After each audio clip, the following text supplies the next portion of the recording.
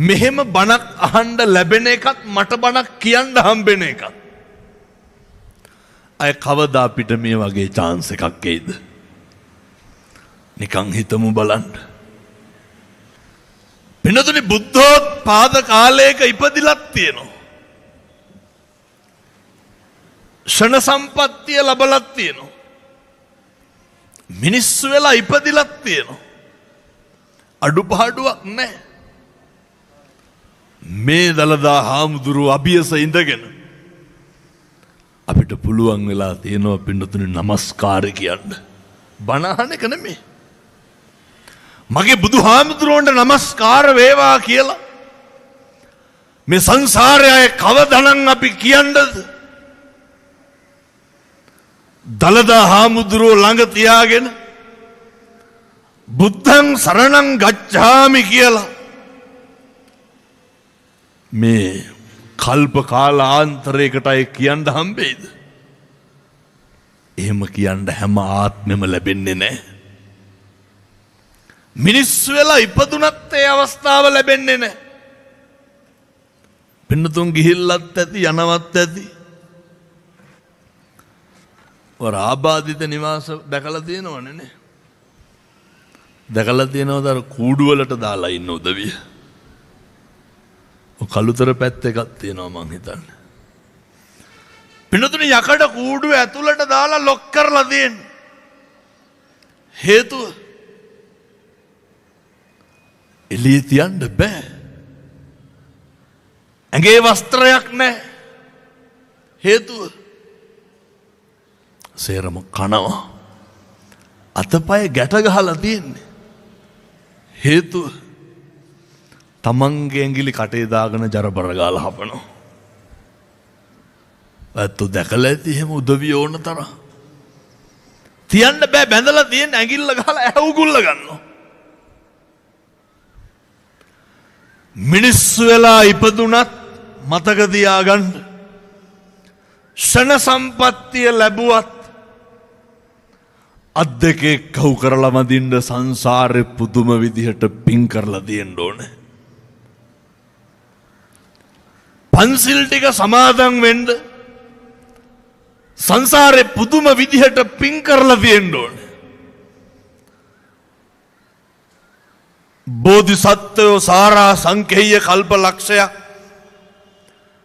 පාරමිතා ධර්මයන් සම්පූර්ණ කරලා මේ බුද්ධත්වයේ පතාගෙන ප්‍රාර්ථනා කරගෙන ඇවිල්ලා මේ බුදු වෙච්ච මේ මාසෙ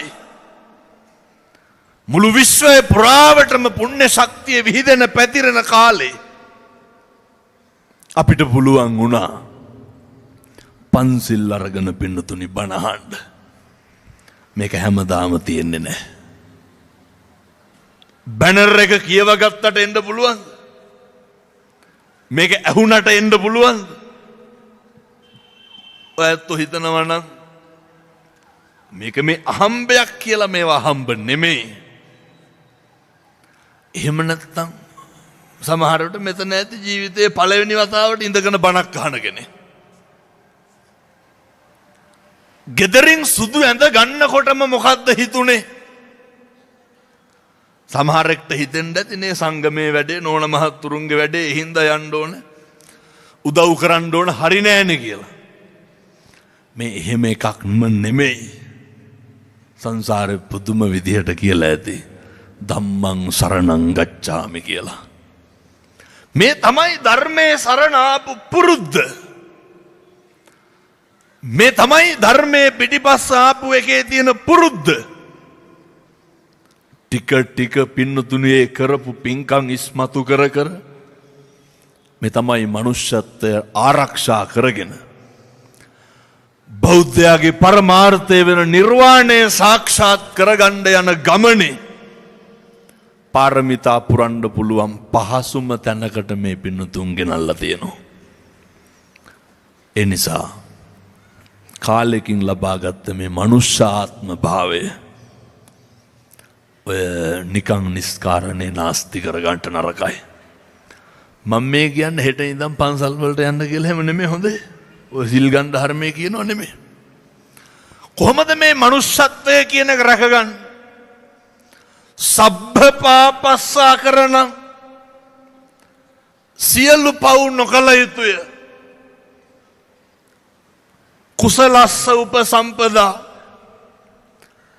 කුසල් වැඩි දියුණු කරගත යුතුය. ඔච්චරයි.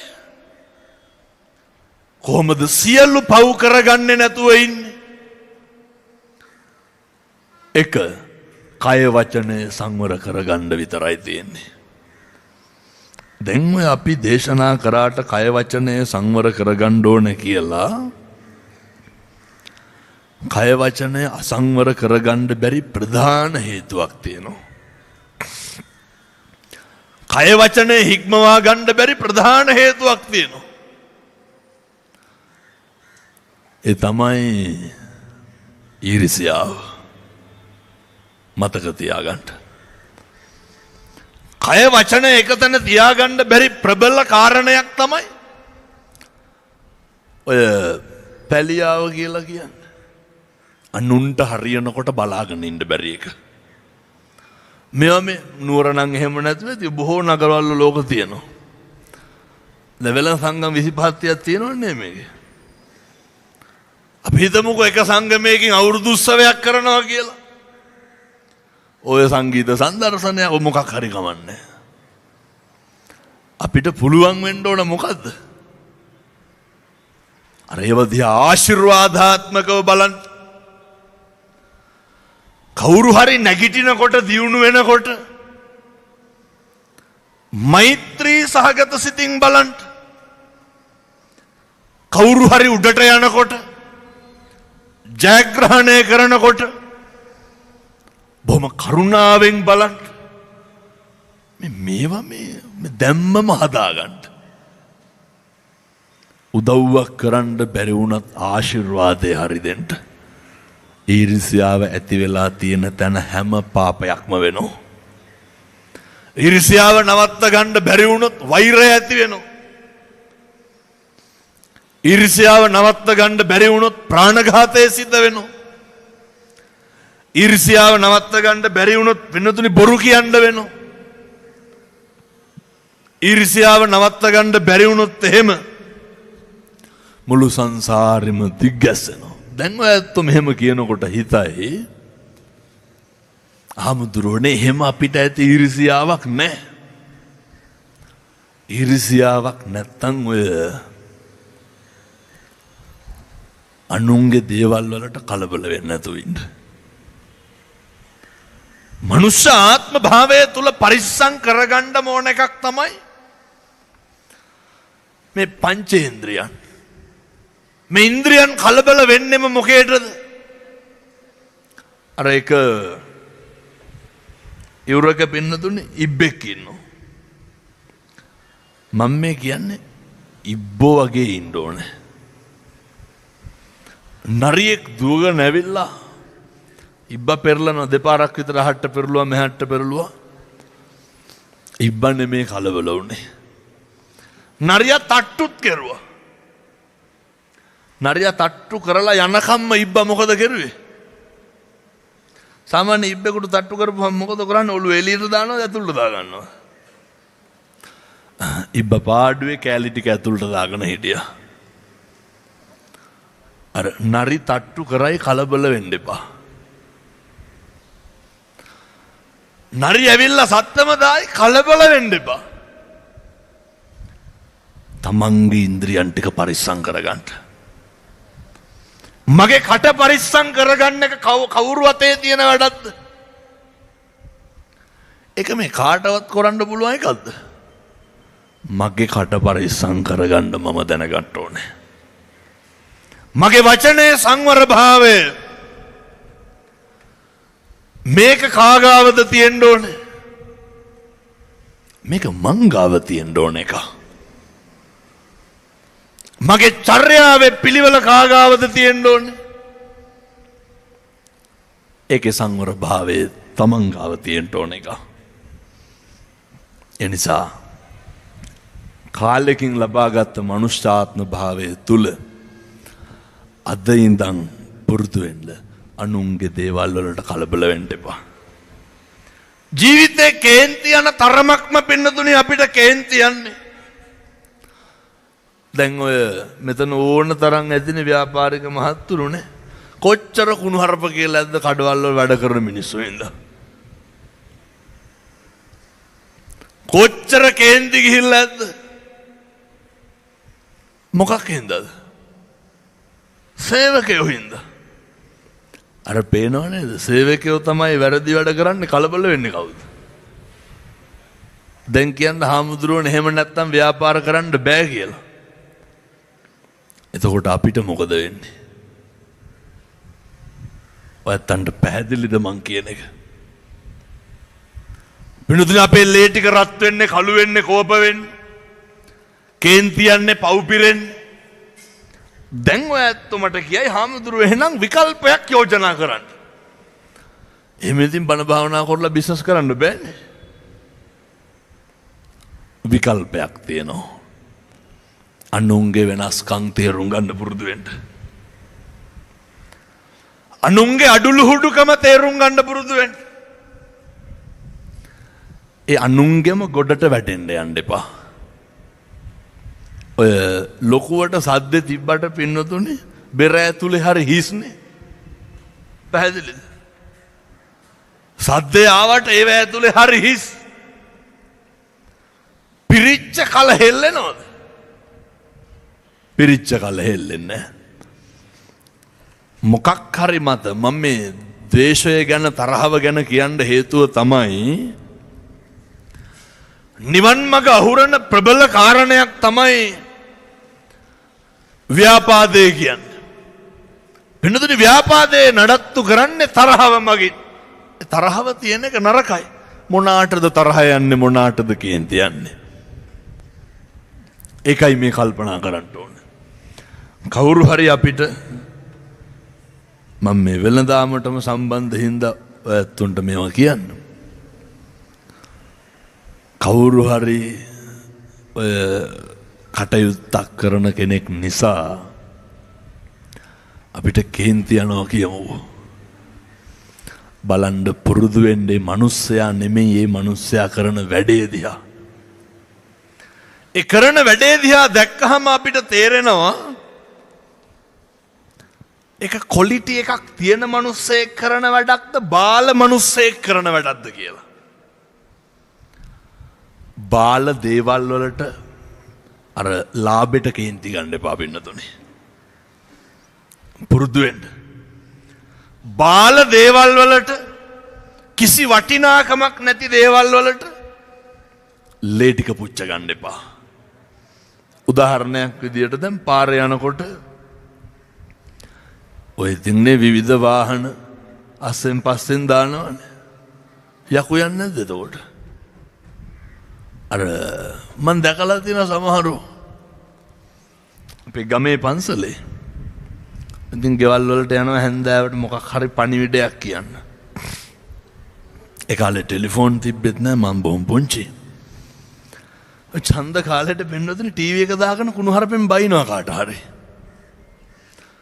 මං හිතුවේ ඇතුලේ දබර වෙනවා කියලා. නෑ, බලද්දි ප්‍රවෘත්ති බලනවා. ඕකට දෙන්නේ නෑ, මේකට දෙන්නේ. අර මිනිස්සු කළුද සුදුද කියලාවත් දැකලා නෑ. මෙහෙ කුණුහරුපෙන් බයිනවා. අර එහෙම බාල විදිහට කේන්ති ගන්න එපා. එහෙම බාල විදිහට අපි හිතමුකෝ වැඩ කරන මිනිස්සයා එනවා කියලා ආවේ නැහැ කියලා. ඒ පොරොන්දු වෙච්ච විදිහට වැඩ නොකරන එක ඒකේ මිනිස්සයාගේ හැටි. ඒකේ මිනිස්සයාගේ ක්වොලිටි එක. අපි මොකටද අපේ ක්වොලිටි එක නැති කරගන්නේ? අනුන් හා සම වෙන්න හදන්න එපා පින්නතුනේ. තමන්ගේ පෞරුෂය තියාගන්න. තමන්ගේ ආත්ම ගෞරවය තියාගන්න. මේ සඳහා මම ඔයත්තන්ට යෝජනා කරනවා. පුළුවන් තරම් සීල සම්පන්න වෙන්න බලන්න. අදිෂ්ඨාන කරගන්න. මේ වෙසක් පොහොය දවසේ අදිෂ්ඨාන කරන්න හාමුදුරනේ අද ඉඳන් පංචශීලය ආරක්ෂා කරනවා. මේක මේ කාටවත් පේන්න, ලෝකෙට පේන්න එහෙම නෙමෙයි. මේක මේ තමන්ගේ සත්පුරුෂකම තියාගන්න. මොකද පින්නතුනි මේ සංසාරයේ හා සමාන දුකක් විඳින්න තියෙනවා.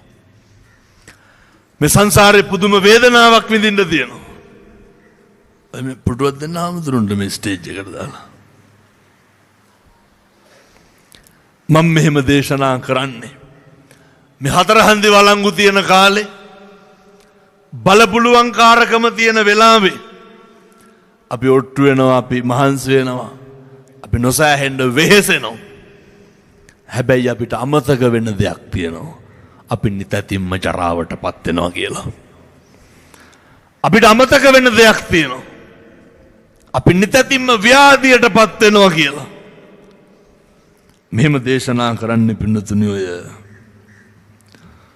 බොහෝ දක්ෂ පක්ෂකම් තියෙන සල්ලි මිල මුදල් තියෙන උදවියගේ මන් දෙමව්පියොන්ට හරියට පිරිත් කියන්න ගිහිල්ලා තියෙනවා. හොඳට සල්ලි තියෙනවා. කිසිම අඩුපාඩුවක් නැහැ. ඒ පිරිත් කියන්න ගියපුවාම ඔය මේ අම්මලා තාත්තලා වගේමයි. ඔයත් කියනවා නේද ඔය දරුවෝ ලොකු වෙලා නේ විශ්වවිද්‍යාලෙ ගිහිල්ලා ඉගෙන ගත්තාම එයාලගේ ලෝකේ ඕන විදිහට ඉඳී අපි අපේ පාඩුවේ අපි දෙන්න ඉන්නවා කියලා. ඕව පින්නතුනි මේ සුරංගනා කතා. ඕව කියන්නේ හතර හන්දි වළංගු තියනකම් විතරයි. ඒවා වළංගු වෙන්නේ කොයි කාලෙටද? බොරු නම් අම්මගෙන් තාත්තගෙන් අහන්නකෝ. අපි වෙහෙසෙනවා වෙනවා වෙන්න පුළුවන්. අපි මහන්සි වෙනවා වෙන්න පුළුවන්. හම්බ කරනවා වෙන්න පුළුවන්. හොඳට හම්බ කරන්න. හැබැයි කවදාවත් මේ ගෙවන කාලය ගැන පසුතැවෙන්න නම් තියන්න එපා.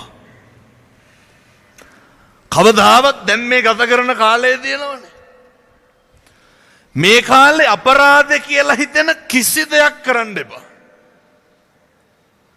මොනවාද කිසි දේවල්? සමහර විට අපිට අපේ සල්ලිත් නැති වෙන්න පුළුවන්, දරුවොත් නැති වෙන්න පුළුවන්.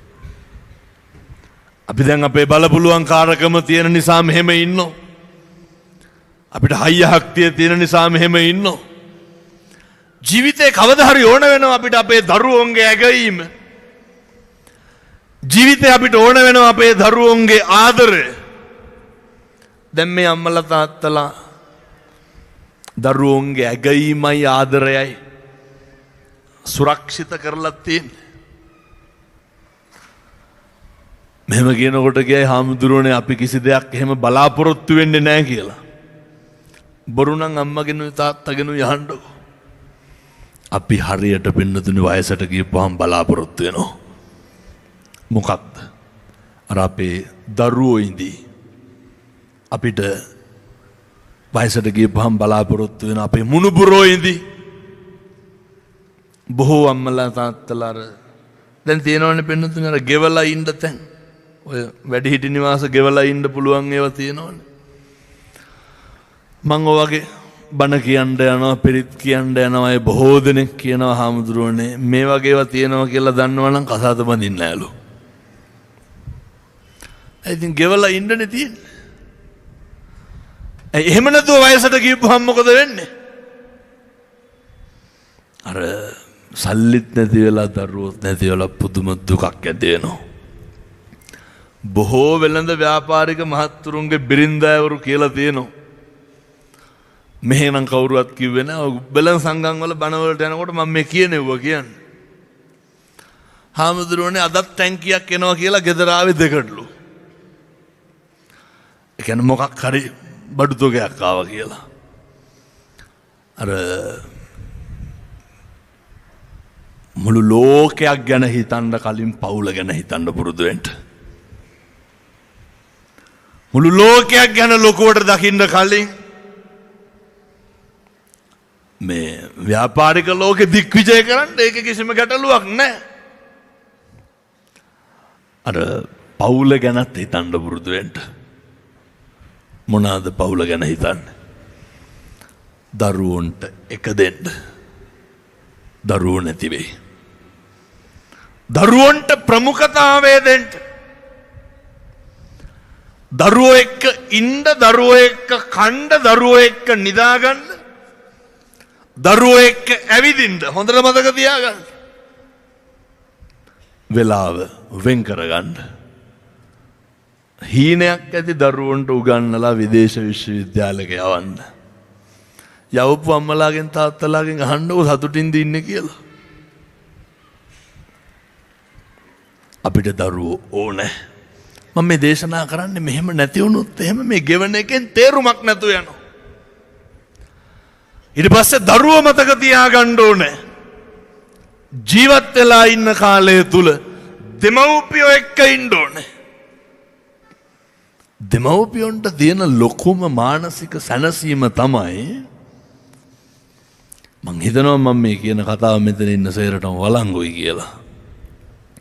මේ සේරටම දරුවෝ ඇති. පොඩි ප්‍රශ්නයක් අහන්නද? කවද්ද අන්තිමේට ලොකු දුව හරි ලොකු පුතා හරි ළඟට ඇවිල්ලා ඔළුවේ තෙල් ටිකක් ජෙල් ටිකක් ගාලා ඔළුව අත ගාපු දවසක් තියෙනවද? මගේ අම්මා මගේ තාත්තා කියලා. ඔයත් කොච්චර හිටගෙන ඉන්නවද? කොච්චර මහන්සි වෙනවද? ගෙදර ගියපුවාම අම්මේ කකුල දෙන්න තාත්තේ කකුල දෙන්න කියලා ඔය මස් ගොබේක සිද්ධාලේප ටිකක්වත් ගන්නවද? මේවත් තියෙන්න ඕන පින්නතුනේ ගෙවල් වල. ඔයත් ඔయిత වඩා හොයන නිවනක් කියමු බලන්න. ජීවිත කාලයක් වෙහෙසුනේ මහන්සි උනේ ගෙයක් දොරක් හදන්න වාහනයක් ගන්න පවුලක් පන්සලක් වෙන්න. ඒ වෙච්ච පවුල පන්සල වගේ තියෙන්න ඕනේ. ගෙදර ගියපුවාම හරි උජාරුවට hina වෙන්න කතා කරන්න සතුටු වෙන්න. සමහරු කියනවා නාමඳුරනේ කරපු දෙයක්වත් නැහැ කියපු දෙයක්වත් නැහැ බුම්මගෙන ඉන්නේ කියලා. බුම්මගෙන ඉන්න තියනවා නම් අපිට කොච්චර වේදනාවක්ද? එනිසා මම මේ දරුවන්ටත් කියන්නේ දෙමව්පියන්ගේ ආශිර්වාදය ඕනෑවට වැඩියනුත් අපිට ඕනේ. තව ටිකක් දෙමව්පියන්ට ලං වෙන්න. මෙතන ඉන්නවා තරුණ දුවලා පුතාලා තරුණ මහත්තුරු. මම අහන්නේ හදවතට තට්ටුවක් දාලා දැන් ඔහොම මහන්න. එක දවසක් හරි ජාතක කරපු අම්මට තෝ කියලා කතා කරලා තියෙනවද? ඔහොම හදවතට තට්ටුවක් දාලා අහන්න. එක දවසක් කරු ජීවිතේ දීපු අප්පච්චිට තාත්තට කුණුහරුපෙන් බැලලා තියෙනවද? මෙහෙම ഘോഷාව ඇති වෙනකොට හමුදුරනේ කවදාවත් ඒ පාප කර්මය කරලා නැහැ කියලා හිතන්න පුළුවන් කෙනෙක් ඉන්නවනේ. ඒ ඇති වෙන සතුට, ඒ ඇති වෙන හැඟීම, ඔය වගේ සතුටක් මයි පින්නතුනි මැරෙනකොට ඇති වෙන්න ඕනේ. අම්මා ජීවත් වෙලා ඉන්නකොට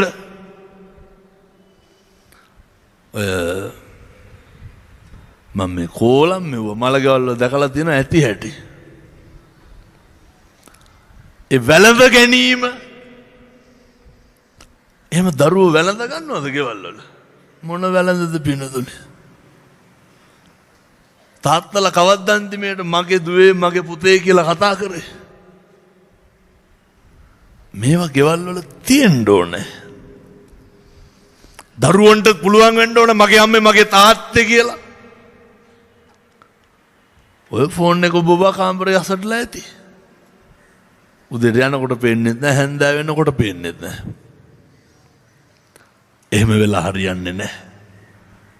අපිට අපේ ජීවිතේ සැනසීම කියලා එකක් තියෙන්න බෑ පින්නතුනේ. මේ තරුණ දුවලා පුතාලා සේරට මං කරන යෝජනාව තමයි කසාද බැන්දා හෝ නොබැන්දා හෝ ජීවත් වෙලා ඉන්නවා නම් අම්මෙක් අප්පෙක් දරුවෙක්ගෙන් ලබන ලොකුම මානසික අල්ලස මේ දෙන්න යන්නේ. ගිහිල්ලා අම්මගේ අත මේ අරගෙන බලන්න. අපි හැම කෙනෙක්ම අම්මගේ මේ අල්ල උඩ ඉඳලා නැද්ද? හොඳට කල්පනා කරන්න. අම්මා අපිව මේ අල්ල උඩ තියාගෙන ඉඳලා ඇති. අම්මගේ අත අරගෙන බලලා සම්මජ්ජාතියකට ඕක මතක් වෙලා තියෙනවද? මේ තමයි අම්මා කෙනෙක් දරුවෙක්ගෙන් ලබන ලොකුම මානසික අල්ලස හැඟීම. මේ නහය අපේ අම්මගේ අත ගත්තාම මතක් වෙන්න ඕන. මගේ මේ නහය මෙහෙම හැඩයට හැදුවේ කවුද? අම්මා. එහෙමනේ හදනවනේ පොඩි කාලේ නාවනකොට. මේ පුවක් ලෙල්ලක් වාගේ තිබ්බ මේ කන මෙහෙම ඇදලා හැදුවේ කවුද? එහෙම නිකමට අම්මගේ ඇගිලි වලින් මේ ජීවය ආවේ. මේ ශරීර අවයවයන් මෙච්චර පිළිවෙලට පිහිටියේයි. මේ ඇඟිලි වල තියෙන ප්‍රාණවත් භාවය නිකමට මතක් වෙලා තියෙනවද අපේ තරුණ දරුවන්ට, දුවලට, පුතාලට? අම්මගේ අත ගත්තාම මේ ඇඟිලි වලින් කොච්චර අනලබ්බත් කවල ඇද්ද? මේ අත් දෙකෙන් කොච්චර මගේ රෙදි හොදලා ඇද්ද? කවද්ද අන්තිමේට ලොකු පුතා ෂර්ට් එකක් හොදලා දුන්නේ? දෙනවද එහෙම ගෙවල් වල? සමහරුන්ට මේව කෝලම් වගේ පේන්න පුළුවන් හොඳේ. මේක තමයි අපිට සැනසීමට තියෙන එක පින්නතුනේ. අපිට මතක් වෙන්න ඕන මේ ඇඟිලි වලින් කොච්චර අල්ල කවල ඇද්ද? කොච්චර නාවල ඇද්ද? කොච්චර වඩාගෙන ඉඳලා ඇද්ද? අවසානයේ කසාද මැදලා දරුවෝ හදලා ඒ ළමයි බලන් ආවේ නැහැ කිව්වහම අයින් කරලා දානවා. අපිට මතක තියෙන්න ඕන අවුරුදු 5ට කලින් අම්මා අපිව තියාගත්ත විදිහ. ඒක අමතක හින්දාමයි අපේ දරුවන්ට අපි ගැන කිසි අගයක් නැත්තේ. දරුවෝ දෙමව්පියෝ කෙරෙහි මට ඔය ලංකාවේ ඉන්න බොහොම දක්ෂ පක්ෂ වෛද්‍යවරේ එතුමා කියනවා මං රෑ 8ට විතර කෝල් එකක් ගත්ත දවසක්. ගන්නකොට මං හිතුවේ ડોක්ටර් ක්ලිනික් එකේ කියලා. කියනවා හාමුදුරුවනේ ගෙදර ඉන්නේ. මං ඒව ක්ලිනික් එකේ නෙමෙයිද? නෑ හාමුදුරුවනේ මං 7 වෙනකොට ගෙදර එනවා. මං හිතුවා රෑට බෙහෙත් දෙන්න යන්නේ නැද්ද? නෑ නෝන හැමදාම දරුවන්ට කියනවලු නිදාගන්න කලින් තාත්තට වඳින්න කියලා. ඔය සමහරුන්ට හිතෙන්න පුළුවන් මේවා මහත් 1.50 වැඩ කියලා හොඳේ. ඕක තේරෙයි වයසට ගියාට පස්සේ. තේරෙන්නේ නැත්නම් අම්මගෙන් තාත්තගෙන් අහන්නකො ජීවත් වෙලා ඉන්න. අපේ දරුවන්ට තාත්තගේ ආශිර්වාදය ඕන පින්නතුනේ. හේතුව මේ ලෝකේ දරුවන්ට හදවතින්ම ආශිර්වාද කරන්නේ කවුද? අම්මයි තාත්තයි විතරයි. අපේ දරුවන්ට පිටමිනිස්සු මගේ පුතේ කියලා කියනවද? කතා කරන්න එපා දරුවන්ට කවදාවත් නම කියලා. පැහැදිලිද? අර නම කියනකොටද ලෙන්ගතු, මගේ කියනකොටද ලෙන්ගතු? අර නම කියනකොට පොඩි දුරස්ත ගතියක් නැද්ද? මේ අවුරුදු 700ක් ඉන්නේ නැනේ පින්නතුනේ. බොහොම ටික කාලයක් ඉන්නේ මේකේ. ඒ ඉන්න කාලය තුල පිටස්තර බාහිර දේවල් නිසා අපේ ලෝකේ ජීවිතය වාගේ තියෙන පවුල දරුවෝ නාස්ති කරගන්න එපා. හැබැයි ඉතින් මෙහෙම එකක් තියෙනවා අර යා දිසං වපතේ බීජං තා දිසං හරතේ බල. වපුරලා තියෙන විදිහට තමයි හම්බෙන්නේ. දීලා තියෙන විදිහට තමයි ලැබෙන්නේ. ඔය කවදාවත් දෙමව්පියන්ගේ දේවල් පහු කරන්න එපා. හම්බුනහම දෙන්නම්, පඩි ගත්තාම දෙන්නම් කරන්න. මැරුණහම මන් දැකලා තියෙනවා අර මල් වඩන් වලට විතරක් ලස්ස 3ක් විතර වෙනවා. එතකොට ඔය ඩ්‍රෝන වලින් මල් දානවා. ඉන්නකොට මෙලෝ සංසාරේ දෙයක් නැහැනේ. ඔය ඇත්තන්ට ඔයිට වඩා සැලකිලි තියෙනවා මැරුණොත් හොඳට මතක තියාගන්න. ඔය දැන් ගෙවල් වල ඉන්නකොට කිසි ගාණක් නැහැනේ. දරුවෝ සේරම ඉඹිනවා පින්නතුනේ මැරුණාම. දැකලා නැද්ද මලමිනි කයි කියලා හිතන වෙලාවකට. කකුල් ඉඹිනවනේ ඇවිල්ලා. මම දැකලා තියෙනවා සමහර මල ගෙවල් වල ෆෑන් දෙකයි. මොකද දාඩිය දානවද? බල්බල් කැටියක් කොතලා ළඟට වෙලා පවුඩර් ගගා හිම්බිම්බා ඉන්නවා. ඔළුව පීඩා. ඒ විශේෂයේ ජීවත් වෙලා ඉන්නකොට දෙන්න. මිනිස්සු වගේ කරන එක, මිනිස්සුන්ගේ හොඳ කියන එක, මිනිස්සුන්ට ප්‍රශංසා කරන එක මේ කියන්නේ යහපත් ජීවිතයකටම අවශ්‍ය දේවල් ටික. මේ හැම එකක්ම ජීවත් වෙලා ඉන්නකොට දෙන්න. දැන් මේ යහපත් පෞල් ජීවිතයක මෙහෙම ඉන්න නම් වැදගත්ම පුද්ගලයෝ දෙන්න කවුද? අම්මයි තාත්තයි. තාත්තලාගෙන් පොඩි ප්‍රශ්නයක් අහන්නද? ඔය මට බණවලට කියනෙකුත් නෑ, මම මේක කියලා අහලා තමයි යන්නේ. එහෙම දරුවෝ ඉස්සරහ කුණුහරුප කියලා තියනවද? නැහැ. බොහෝ දරුවෝන්ගෙන් අහනකොට කියනවා හැමදෙරෝනේ වැඩිපුරම කුණුහරුප අහලා තියෙන තාත්තගෙන්ලු. ඇයි අම්මට බයිනවලු? අර එහෙම වෙන්න යන්න එපා. ගාරවෝච නිවාතෝච, ගරු කරන එකයි නිහතමානීකමයි අපි ගාව තියෙන්න ඕනේ. සමහරු පින්නතුනි බෝධි පතරු ගහයි කියලා හිතනවා කටෙන් බෝකොලත් එක්ක. එච්චරටම පොදු කටයුතු ගත්තාම, සමාජ සේවා කටයුතු ගත්තාම, පන්සලක සමිතියක ඉහළ තනතුරක් ගත්තාම එන සුදු පාට මිනිහෙක් බලනකොට ඉදිලා පොත්ත ඉදුණාට ඇතුළ හරි අමුයි. එහෙම ඕන තරම් එන. ඕ කලස් පෙන්නන්න ඕව කරන්න යන්න එපා. ඒ ගනුදෙනුව නිරන්තරයෙන්ම හද සාක්ෂි එක්ක තියාගන්න. මෙහෙම දේශනා කරන්න ප්‍රධාන හේතුවක් තියෙනවා. බ්‍රහ්මාති මාතා පිතරෝ. බුදුහාමුදුරුවෝ දේශනා කරන්නේ අපේ දරුවෝන්ගේ මුල් ගුරුවරු අම්මයි තාත්තයි. අම්මයි තාත්තයි ඒ විදිහට ඉන්න ඕනේ. අම්මගේ තාත්තගේ බෝධිසත්ව ගුණ තියෙන්න ඕනේ. අම්මගේ තාත්තගේ සීල සම්පන්න භාවයේ තියෙන්න ඕනේ. අර බිරිඳ දරුවෝ එක්ක බට්ටික කාලා බුදිය ගන්න තියෙන වෙලාව ඔය නිකන් යාළුවන්ට විනෝද සපයන්න යන්න එපා. තේරෙන විදිහටම කියනවා නම් ඔය එක මිනිසුත් එක්ක බොණ්ඩ යන්න එපා. ඒ කියන්නේ මම මේ වැරද්දක් කියනව නෙමෙයි හොඳේ. මේ බිරිඳ එක්ක දරුවෝ එක්ක බට්ටික කාලා බුදිය ගන්න වෙලාවක් තියෙනවනේ. මේවා හැමදාම හම්බෙනවද? ඒ වෙලාවේ ප්‍රියතමයන් එක්ක ඉඳ යොදා ගන්න. බාල විදිහට අනුන්ට පාවිච්චි වෙන්න එපා. අපි දන්නේ නැතුව බොහෝ දෙනෙක් අපි පාවිච්චි කරනවා. මම බොහොම කරුණාවෙන් කියන්නේ තමන්ගේ ගෙදර ඇතුළට ඔය ලෝකෙම තියෙන කුණු ගොඩවල් විවේචනයට ගේන්න එපා. පුළුවන් නම් සති 3ක් විතර කරලා බලන්න. අපිට අපේ ගෙදර කෙනා වගේ කරන්න, විවේචනය කරන්න.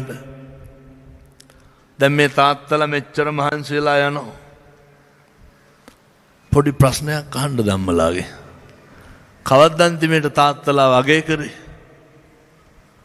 එහෙම ගෙදර කීපුවාම හොඳ කියනවද? කවද්ද අන්තිමේට තමන්ගේ ස්වාමියාගේ ගුණයක් කිව්වේ?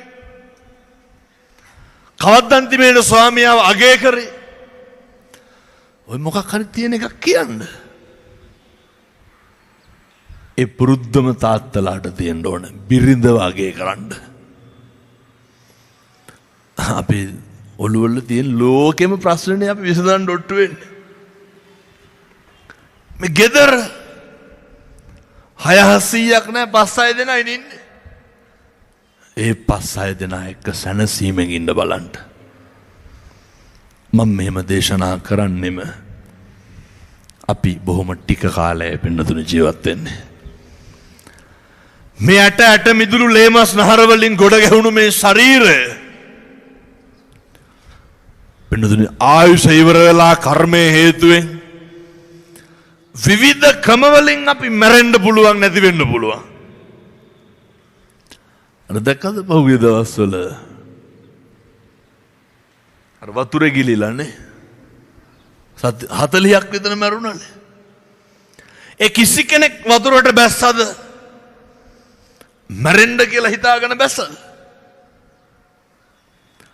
මේ අපි නොහිතන වෙලාවක ඕනම දෙයක් සිද්ධ වෙන්න පුළුවන්. මේක එච්චරටම අස්තීරයි. මේක එච්චරම පැහැදිලි භාවයක් නැහැ. මේ කර්ජකයට මේ මාංශකයට මේ කුණු ශරීරයට ඕන ලෙඩක් හැදෙන්න පුළුවන්. උත්පත්තියයි මරණයයි අතර පින්නතුනේ මේක දෝලණය වෙන්නෙම ජරාවයි ව්‍යාධියයි එක්ක. එනිසා අත්තාහි අත්තනෝ නැති අපිට අපිවත් නැති වෙන්න පුළුවන්. මේ ඉන්න කාලේ තුලයි බොහොම සැනසීමෙන් ඉන්න ඕනේ. මේක අපිට කාත් එක්කවත් තරඟයක් තිබිලා බෑ. බලපුලුවන් කාරකම තියෙන වෙලාවේ හැකියාව තියෙන වෙලාවේ අපේ කටේ බලපුලුවන් කාරකම තියෙන්නේ බොහොම සීමිත කාලයයි. ඒකෙන් හොඳට පිනක් දහමක් කරගන්න. අපේ ආර්ථිකමය වශයෙන් බලපුලුවන් කාරකම තියෙන්නේ බොහොම ටික කාලයයි. ඒකෙන් හොඳ පිනක් දහමක් කරගන්න. මේක හැමතැනටම පොදුයි. රටේ නායකයාගේ බලපුලුවන් කාරකම තියෙන්නේ බොහොම ටික කාලයයිනේ. ඒ කාලය තුල ඒකෙන් වැඩක් ගන්න ඕනේ. පුරුදු වෙන්න. තමන්ගේ බලපුලුවන් කාරකමින් අනේකව පෙලන්න නැතුව ඉන්න. තමන්ගේ බලපුලුවන් කාරකමෙන් අනේක පීඩාවටපත් කරන්න නැතුව ඉන්න. බලපුලුවන් කාරකමෙන් අනේකට පිහිට වෙන්න. බොහෝ තැන්වල බලපුලුවන් කාරකමෙන් පිහිට වෙනවද කෙනෙහිලිකම් කරනවද? මිනිස්සු බලපුලුවන් කාරකමෙන් කරන්නේ කෙනෙහිලිකම් විතරයි. අපිට බලපුලුවන් කාරකමක් තියෙනවා නේ. දැන් ඔය යනකොට කාට හරි බත් පැකට් එකක් දෙන්න අන්න අපේ බලපුලුවන් කාරකම. ඒ වෙලාවේ කාට හරි පිහිට වෙන්න. අපිට බලපුලුවන් කාරකමක් තියෙනවා කාට හරි හට්ටියකට මුට්ටියකට වතුර ටිකක් දාලා සතෙකුට දෙන්න. මේවා පොඩි වගේ වෙන්න පුළුවන්. මේවා හැමදාම කරන්න හම්බෙන්නේ නැහැ. මාධ්‍යයටත් බලපුලුවන් කාරකමක් තියෙනවා. මාධ්‍ය කරන්න ඕන බලපුලුවන් කාරකමෙන් මේවා වනසන එකද සනසන එකද? ඒක තමයි මාධ්‍යයේ බලපුලුවන් කාරකම. එකිනෙකාගේ තියෙන බලපුලුවන් කාරකමෙන් සෙතක්ම කරන්න බලන්න. එතකොට මේ මුළු රටම හැදෙනවා. හාමුදුරුවන්ටත් තියෙනවා බලපුලුවන් කාරකම. ඒ බලපුලුවන් කාරකමෙන් ජාති ආගම් ભેදයකින් තොරව මිනිස්සුට ශාන්තිය උදා වෙන්න ඕනේ. දැන් ඔය මේ මාසේ 30 වෙනිදා වෙසක් පෝයක් එනවනේ. මගේ පන්සලේ කොහොමත් 20-30,000ක් සිල් ගනි. තරුණ දරුවෝ බොහෝ දෙනෙක් දැම්මම පොරොන්දු වෙලා ඉවරයි. පින්නතුනේ 29 වෙනිදා විවෘත කරන්නේ ලොකු උත්සවයේ දානයක් දෙනවා. ලොකු පින්කමක්. උපාසක දාන දෙන්නේ මුස්ලිම් තරුණයෝ වගේ. කලින් දවසෙත් එහෙමයි. මේ 2-3 එකපාර උයන්න පුළුවන් කුස්සියේ බඩමුට්ටු ගෙනල්ලා හයි කරේ මුස්ලිම් අපේ මාමා කෙනෙක් ව්‍යාපාරිකේ. මට කියනවා අපි උයලා ගේන එක හරි නෑනේ සල්ලි දෙන්නම් උයා ගන්නලු. ඒ මොකක්ද භික්ෂුවගේ බලපුලුවන් කාරකම? පින්නතුනි ජාති ආගම් ભેදයකින් තොරව මිනිස්සු බණ අහනවා. අන්න හාමුදුරුවන්ගේ බලපුලුවන් කාරකම. දැන් මේ අම්මලා තාත්තලා මේ බස් දාලා දාවේ. අද ඔය මැයි පෙළ පාලි තියෙනවනේ හැමතැනමනේ. කොච්චර ඔට්ටු වෙන්න ඕනද? ඒ ඇත්තන්ගේ බලපුලුවන්කාරකම. පේනවාද හාමුදුරුවන්ගේ බලපුලුවන්කාරකම? මිනිස්සුන්ගේ ආධ්‍යාත්මික ශක්තිය විමුක්තිය වෙනුවෙන් උන්වහන්සේලා කටයුතු කරන්න ඕනේ. ඒ නිසා මේ පින්නතුන්ට බොහොම කරුණාවෙන් මම දේශනා කරන්නේ බලපුලුවන්කාරකම තියෙන වෙලාවේ කුසලස්ස උපසම්පදා කුසල් උත්පාදනය කරගන්න. ඉදම්මේ පුඤ්ඤ කම්මං ආසවක්ඛයා වහං හෝතු සබ්බ දුක්ඛා පමුජ්ජතු. සසර දුක් නිවා ගන්න තියෙන පාරමිතා පුරන්න පුළුවන් මේ ශ්‍රේෂ්ඨ විශිෂ්ට මනුෂ්‍ය ආත්ම භාවයේ තුල ටික ටික හරි මේක පුරව ගන්න එක්කහුව වෙන්න. ඔය ලබන ආත්මික නිබ්බල්ලෙක් බලලෙක් වෙලාවත් ඉපදුනොත් එහෙම, තිරිසන් ලෝකේ ඉපදුනොත් එහෙම, പ്രേත ලෝකේ ඉපදුනොත් එහෙම අපි කල්ප ගානක් දුක් විඳින්න එපයි. මේ හම්බෙලා තියෙන පින්නතුනේ ස්වර්ණමය අවස්ථාවක්. මේ අවස්ථාව මගේ හැර ගන්න එපා. පුරුදු වෙන්න තමන්ගේ බිරිඳ දරුවෝ එක්ක ගෙදර. මම ඔය නිතර හැමතැනම දේශනා කරන්න පින්නතුනේ පවුල පන්සල වගේ තියාගන්න කියලා. ආයෙත් ඔය පවුල් ජීවිතෙන් තොර නම් ආයෙ ලෝකයක් නැහැ. ආයෙ හදන්න දෙයක්වත් නැහැ. ඒකෙන් එහා මොකක්ද හදන්න තියෙන්නේ? මෙහෙම කියනකොට සමහර වෙනවා පන්සල් පවුල් වගේ කරගන්න. පවුලයි පන්සල වගේ තියෙන්න ඕනේ. මං කියන්නේ ඔය තියෙන නිශ්ශබ්දතාවය, ඔය තියෙන පිළිවෙල, ඔය තියෙන හැදියාව ඕක gedara තියාගන්න. එතකොට තමයි gedara සාමකාමී. එතකොට තමයි gedara අනෙකට ප්‍රිය වෙන්නේ. gedara එක්කෙනෙකුට එක්කෙනෙක් විශ්වාසවන්ත වෙන්න ඕනේ. ඔය මේ නුවර ගණ්ඩ දෙයක් නැහැනේ. නුවර නැති මත්ද්‍රව්‍යයක් කියමු බලන්න. ඔහොම නිකම් බනහනකම මතක් කරන්න හවල් එක නැහැ කියලා. මේ වගේ 100,000 ගුණයකින් එකතු වෙන්න ඕනේ. මේවා පින්නතුනේ ඛේද වාචක. අපේ දරුවෝ කනගාටුව කියන්නේ ඉංග්‍රීසි මාධ්‍යෙන් ඉගෙනගෙන උසස් පෙළත් කරලා අවසානයේ විභාග ලියන්න යන්නේ නැතුව ඔය මූකලන් අස්සේ ගිහිල්ලා යාළුවොත් එක්ක ප්‍රතිඵල එනකොට අම්මලා බොරුවට කියනවා සීතුණයි කියලා. බලනකොට විභාගෙ ලියලත් නැහැ. ජීවිත කාලයක් නැහිලා ගහිලා හදන දරුවෝ ටික පරිස්සම් කරගන්න ඕනේ. ඒකට මේ තරුණ දුවලට පුතාලට ලොකු වගකීමක් තියෙනවා. තරුණ මහත්තුරුන්ට ලොකු වගකීමක් තියෙනවා. පින්නතුනේ හොරු වැඩි දැන්. මංකොල්ලකාරයෝ වැඩි. හේතුව මත්ද්‍රව්‍ය. එනිසා මේ අම්මලාට තාත්තලාට කාටවත් ඇඟිල්ල දික් කර කර ඉන්න කාලයක් නෙමෙයි. කාගේවත් අඩුපාඩු හොයන්න බලන්න කාලයක් නෙමෙයි. අපි ලෝකේ දේවල් ගැන කතා කර කර ඉන්නකොට අපේ දරුවෝ ටික නැති වෙලා තියෙන්න පුළුවන්. එනිසා මේ නුවර පින්නතුන්ට මම බොහොම කරුණාවෙන් දේශනා කරන්නේ. මේ ප්‍රශ්න සේරම හරි සාමකාමීව gedara විසඳ ගන්න. සැනසීමෙන් ඉන්න තියෙන කාලය තුල සැනසීමෙන් ඉන්න අවශ්‍ය කටයුතු දැම්ම සූදානම් කරගන්න. මම ප්‍රාර්ථනා කරනවා මේ සියලු දෙනාටම සත්පුරුෂෝ විදියට ජීවත් වෙන්න අවශ්‍ය කරන ශක්තිය, ධෛර්යය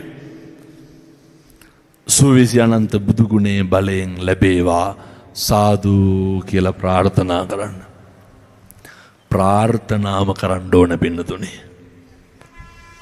අපි ප්‍රාර්ථනා කරන්න ඕනේ කවදාවත් දුගතියේ උපදින්න එපා කියලා. ඒ වෙනුවෙන් පින්දහම් කරන්න ඕනේ. මං අයත් කියනවා කවදාවත් හූල්ලන්න නම් එපා නුන්ගේ දේවල් වලට. ඔය දැකලා තියෙනවද මිනිස්සු පොල් ගහනවා? ඔය ඇත්තොත් ගහලා ඇති. උයන්ඩ පිහින්ද නෙමෙයි අර ගහනවනේ ඇඹරියන් මිරිකියන් කෙටවියන් කියලා. කවදාවත් ඔහොම කරන්න එපා. පින්නතුනේ අපහැදුණු සිතකින් කෙනෙකුට බනින්නවත් එපා. හේතුව භාසතිවා කරෝතිවා අපි කියපුවා කරපුවා තමයි සංසාරයේ අකුසල් විදියට අපේ පිටිපස්සෙන් එන්නේ. මිනිස්සුන්ට වරදිනවා, මිනිස්සුන්ට බැරි වෙනවා, මිනිස්සුන්ට අමතක වෙනවා, මගහැරෙනවා. අඩුපාඩුකම් තියෙනවා, මිනිස්සුන්ගේ උපදි සම්පත්තිය නැහැ. ඕන විදිහට මිනිස්සුන්ගේ ගැටලු තියෙන්න පුළුවන්. නේ රූප සම්පත්තියේ ගැටලු. කවදාවත් පද එහෙමනම් හදන්න එපා කාටවත්. මිනිස්සු දන්න දෙයක් නෑ, අනුන්ගේ දේවල් කියවන්න විතරයි දන්නේ. කවදාවත් ඔය ගතු කියන්න කේලම් කියන්න යන්න එපා. කවදාවත් පද හදන්න යන්න එපා. ඔය විවේචනය කරන්න, දොස් පරොස් කියන්න, රැල්ලිවලට අහු වෙලා යන්න එපා. ඒවා කවුද ගෙවන්න ඕනේ? ඒවා අපි තනියම ගෙවන්න ඕනේ. ඒවට අපි තනියම මූණ දෙන්න ඕනේ. මරණ මංචක එලොවයි මෙලොවයි දෝලණය වෙනකොට, ඒ කියන්නේ එහා පැත්තයි මෙහා පැත්තයි පේනකොට කුතෝ පුත්තෝ කුතෝ ධන, කවර ධනයක්ද කවර පුත්තුද? ජීවිතේ දවසක් එනවනේ මේ තියෙන වතුර එක අරගෙන බොණ්ඩ බැරි වෙන දවසක් එන්නේ නැද්ද? මට මගේ මේ අතින් මේ වතුර එක අරගෙන මගේ මේ කටින් බී ගන්න බැරි වෙන දවසක් එනවා. මේ ශරීරේ එහෙම එකට හුරු වෙච්ච එක. අපිට අපිවත් නැති වෙනකොට කවර පුත්තුද කවර ධනේද? එතකොට කවුරුවත් නැහැ. කායික වේදනාව ඒ විදිහට විඳිනකොට මානසික වේදනාව අනිත් පැත්තෙන් ඇති වෙන්න පටන් ගන්නවා. ඔය එක ගෙදරකට පිරිත් කියන්න ගිහිල්ලා පෙන්නතුනේ. එක තාත්තා කෙනෙක් කියනවා බෙරිහන් දීලා කියනවා දොර වහපියවලු. ඇයි? ගින්දර සැරේනවලු. බෙරිහන් දීලා කියනවා ජනේලේ වහන්නලු. හේතුව ගින්දර සැරේනවලු. ලොකු කුඩා බාල මහලු ભેදයකින් තොරව සීල සම්පන්න වෙන්න බලන්න. මේක අපි තනියම යන්න තියෙන ගමනක් තියෙන්නේ. පිනුදුන නොකා නොබා නොබී මැරෙන්න ඉන්න අපි මොකක්ද මේකේ පිරිමහන්න තියෙන එදිරිවාදීකම? මොකක් හරි මේකේ වෛරක්කාරකමක් පිරිමහන්න තියෙනවද? උත්පත්තියේ ඉඳන් දන්න ජන්මාන්තර හතුරු ඇති. කියනෝ නේද උන්ගේ මල ගෙදරකටවත් යන්නේ නැහැ කියලා. එහෙම කියලා වැලි උඩ දාලා සපත කරපුවා ඇති. ඕක නවත්තලා දාන්න. තරහ පිරිමහන්න කාලයක් නැහැ. මැරෙනකොට මැරෙන්න ඕන තරහව නැති කරපු මිනිස්සෙක් විදිහට. මැරෙනකොට මැරෙන්න ඕන වෛරය නැති කරපු මිනිස්සෙක් විදිහට. පින්නතුනි මෙහෙම තිබ්බට දැන් පැයක් කිට්ටු වෙලා තියෙන්නේ හොඳ. වෙලාව යනවා බොහොම ඉක්මනින්. මැරෙනකොට මැරෙන්න ඕන ඊර්ෂ්‍යාව නැති කරපු මිනිස්සෙක් විදිහට. එතකොට තමයි මිනිස්සු වෙලා ඉපදුණු එකෙන් වැඩක් තියෙන්නේ. මැරෙනකොට මැරෙන්න ඕන අම්මට තාත්තට ණය නැති දරුවෙක් විදිහට. කවුද ඒක පෙන්වුවේ? බුදුහාමුදුරුවෝ. උන්වහන්සේ තාත්තට සුද්ධෝදන රජුරු සෝවාන් ඵලයේ පිහිටව රහත් භාවයට පත් කරා. තව්තිසාවට වැඩම කරලා අම්මට විජම්බන දේශනා කරා. අපි අම්මගේ තාත්තගේ ඉඩ කඩන් වල läගගෙන කණ්ඩ හදනව නෙමෙයිද කරන්නේ? මොන ණය බේරිලිද? එයත්ගේ අරමුණු බලාපොරොත්තු නිකන් හිතන්නකො දැන්. මම මේ දෙමව්පියන්ගෙන් අහන්නේ. අපි මේ තරුණ දුවලා පුතාලා තරුණ මහත්තුරු ගොඩක් මෙතන ඉන්න හින්දා අම්මටයි තාත්තට හිතුනුත් එහෙම මගේ කොල්ලා කුඩු ගහනවා කියලා. අම්මට තාත්තට හිතුනුත් එහෙම මගේ කොල්ලා අයිස් ගහනවා කියලා. මේ තියෙන පෙති කන්ද මෙව්වගෙන පෙති කියන අර මත් වෙන්න බොන්නේ. මේ සමහර දරුවෝන්ගේ ඇස් ගෙඩි පින්නතුනි බබර චක්‍ර වාගේ. මේ කරන්ට් එක වැදිලාද කියලා හොයාගන්න බෑ. එච්චරටම වෛද්‍ය සායනවල වෛද්‍යවරු කියනවා හාමුදුරුවනේ පුළුවන් තරම් බණවලට කියන්න අපේ දරුවන්ට කාටවත් පාවිච්චි වෙන්න එපා කියලා. පුතේව නවත්තලා දාන්න. නවත්තලම දාන්න. වද්දවත් ගන්න එපා. හැම කෙනෙක්ම අපිව පාවිච්චි කරනවා. අපේ තරුණ මහත්තුරුන්ට ඒක තේරෙන්න ඕනේ. මොකක් හරි වුණාම අන්තිමේට කවුරුවත් නැන්නේ. ඒක විතරක් මතක තියාගන්න. මොකක් හරි දෙයක් වුණාට පස්සේ කවුද ඉන්නේ? අම්මයි තාත්තයි විතරයි. දැන් සමහර විට රෑ ගෙදර එනකොට 11 12 වෙනවා වෙන්න පුළුවන්. අම්මලාට නිින්ද යන්නේ පිච්චි නේ ඉන්නේ. ඒ වුණාට මොකක් හරි වුණාම ඉන්න අහිංසක මිනිස්සු දෙන්න විතරයි. එනිසා අපේ දරුවන්ට තියෙන්න ඕනේ හොඳට හම්බ කරන්න. හොඳට මහන්සි වෙන්න. ගේ දොර හදන්න ඕන, වාහනයක් හර්මේ ගන්න ඕන නේ, කසාද බඳින්න ඕන, දරුවෝ හදන්න ඕන. ඔය හැමතැනම ඉතින් ගියපු ගමන් කැරගෙන පුටුව හම්බෙන්නේ නැහැ. පුළුවන් තරම් වෙහෙසිලා මහන්සි වෙලා හම්බ කරලා ජීවිතේ ජයග්‍රහණය කරන්න. අඩුම තරමේ පුතේ බුදිය ගන්න කොට බැදුරුවත් හොද ගන්න බලන්න. අවුරුදු 26 අහලා බලනකොට සම්මා ජාතියට බුදියන කොට උරේ බෙඩ් සීට් එක හොදලා නැහැ. මේ හොඳ අභිමානවත් විදිහට අපේ දරුවෝ හැදෙන්න ඕනේ. හොඳ පෞරුෂයකින් හැබිදරු පරම්පරාවක් තියෙන්න ඕනේ. සම්බුද්ධ ශාසනයේ චිරස්ථිතිය වෙනුවෙන් කටයුතු කරන්න ඉන්නේ මේ තරුණ මහත්තුරු විතරයි. ඒ චිරස්ථිතිය වෙනුවෙන් කටයුතු කරනවා කියන්නේ මේ මරපියව කොටපියව කියලා යන ඒවා නෙමෙයි. ඔය ගරහලා හාමුදුරුවන්ට බැනලා එලවලා ගිනි තියලා දාන ඒවා නෙමෙයි. අපි පුළුවන් තරම් ධර්මයේ හැසිරෙන්න ඕනේ. ධර්මයේ හැසිරෙච්ච ධර්මයේ ගැන පැහැදීමක් තිබ්බ මිනිස්සු කවදාවත් කම්පා වෙන්නේ නැහැ.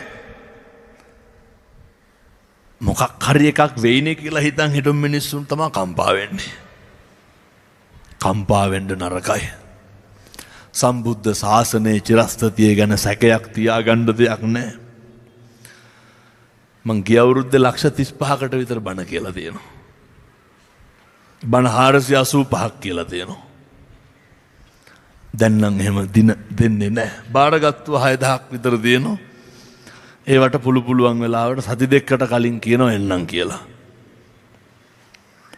එහෙම පින්නතුනි මේ සම්බුද්ධ ශාසනය විනාශ වෙන්නේ නැහැ. එහෙම ශාසනය රකින්න උප්පැන්නෙන් බෞද්ධයෝ කියලා මොනද? එහෙම ඕනෙත් නෑ. භාග්‍යවතුන් වහන්සේගේ දේශනාවට ආගම් ජාති ભેදයකින් තොරව මිනිස්සු එක්කහුව වෙනවා. භාග්‍යවතුන් වහන්සේගේ දේශනාවට කතෝලික දරුවෝ, කතෝලික අම්මලා තාත්තලා සියලු දෙනාම එකතු වෙනවා. වෙනතුනේ ධර්මයේ හැසිරෙන තාක්කල් ධර්මයේ සුරක්ෂිතයි. ඒ නිසා අහස සිඹින මාලිගා හදලා, අහස සිඹින පිළිම හදලා, කොන්ක්‍රීට් ගොඩ ගහලා බුද්ධ ශාසනය රැකගන්න පුළුවන්ද? විහාරංග ඉදි වෙන්න ඕනේ. ඒවා හැදූ පමණට වඩා මිනිස්සුන්ගේ ගුණ සම්පන්න භාවය තියෙන්න ඕනේ. අනේකගේ දුක, වේදනාව, කඳුල, බඩගින්න අඳුරන මිනිස්සෙක් වෙන්න ඕනේ.